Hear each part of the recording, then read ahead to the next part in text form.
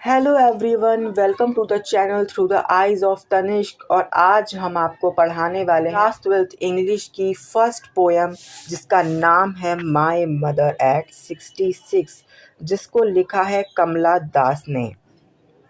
Okay, तो आइए इस पोएम को शुरू करते हैं। Driving from my parents home to coaching last Friday. तो जो पोइट हैं वो ड्राइव करके कोचिंग जा रही हैं, जो कि उन्होंने यहाँ पे लिखा हुआ है, लेकिन वो ड्राइव करके कोचिंग नहीं जा रही हैं, वो ड्राइव करके एयरपोर्ट तक जा रही हैं। और जो उनके बराबर में हैं उनकी माताजी बैठी हुई हैं। Driving from my parents home to coaching last Friday morning I saw my mother beside me. जो उनकी मदर हैं उनके बराबर में बैठी हुई हैं। जो उनकी मदर हैं वो doze open mouthed her face ashen like that of a corpse. तो जो उनकी मदर हैं जो उनके बराबर में बैठी हुई हैं, तो वो एक डोज ले रही हैं। डोज मतलब नैप कर रहे हैं। जैसे कि आपने देखा होगा कभी कभी आप जब थक जाते हो या कोई दूसरा पर्सन थक जाता है, तो हम थोड़े गाड़ी में जैसे नींद आ जाती है तो आपका मुंह थोड़ा सा खुल जाता है, ऐसे उनकी मदर का भी मुंह खुला हुआ है। और जो उनका फेस है वो एशन एशन मतलब क्या होता है? एशन मतलब होता है राख, like that of a corpse. जैसे कि कॉप्स का क्या मतलब होता है? एक डेड बॉडी। तो उनकी मदर का फेस एकदम राख जैसा लग रहा है, जैसे कि एक डेड बॉडी की राख हो, तो उनकी मदर का फेस ऐसा उनको लग रहा है। And realise with the pain that she was as old as she look but soon. तो उनको रियलाइज़ होता है कि हाँ, अब उनकी मदर बुढ़ी हो चुकी हैं। जितनी वो बुढ़ी दिख रही हैं ना, उतनी वो बुढ़ी हो चुकी हैं। लुक्ड बट सून, लेकिन उनको जल्दी पुट डैट थॉट अवे। तो उनको लगता है अरे ये मैं क्या सोच रही हूँ, अपनी मदर की डेथ के बारे में ही सोच रही हूँ। तो वो इस थॉट को थोड़ा हटाती हैं और वो अपनी गाड़ी के बाहर देखने लग जाती हैं। तो वो अपनी गाड़ी के बाहर क्या देखती हैं? Young trees printing the marriage children spilling out of their home. जो ट्रीज़ है वो उनके साथ भाग रहे हैं। यहाँ पे ट्रीज़ भागते थोड़ी ना है। जैसे कि हमको भी लगता है कभी कभी हम गाड़ी में बैठते हैं कि ट्रीज़ हमारे साथ भाग रहे हैं, सन हमारे साथ चल रहा है। तो ऐसे ही पोइटेस को भी लग रहा है। And the Mary children spilling, spilling मतलब क्या होता है?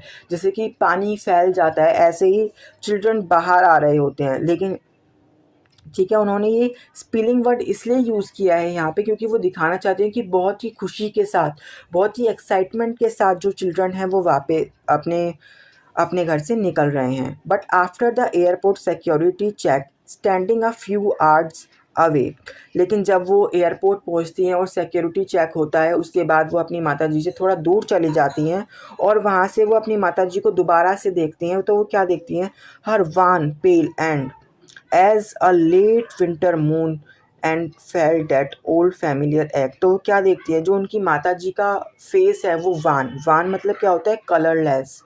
और पेल पेल का मतलब थोड़ा पीला पीला हो जाना। एंड वो अपने मदर के फेस को लेट विंटर मून के साथ कंपेयर करती हैं, क्योंकि आपने भी देखा होगा जैसे कि सर्दियों का चांद है उसके ऊपर बादल घिर जाते हैं, अब वो अपनी चमक खो देता है।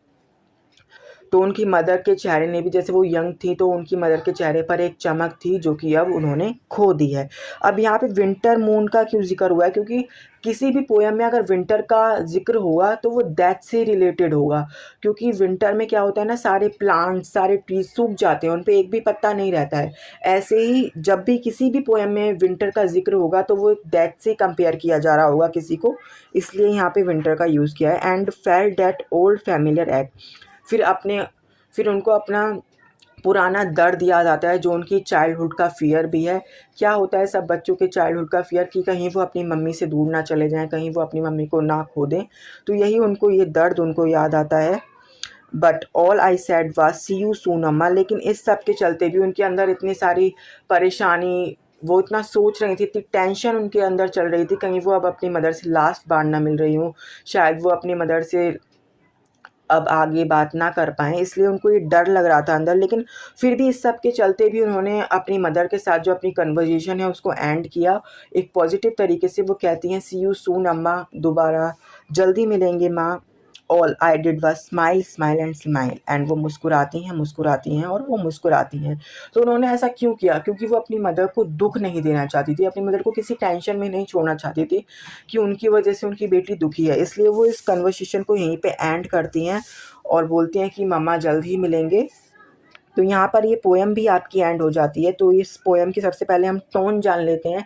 इस पोएम की टोन क्या है? तो इस पोएम की टोन थोड़ी दुख भरी है, क्योंकि पोइट को डर लग रहा है कहीं वो अपनी मदर को खो ना दे।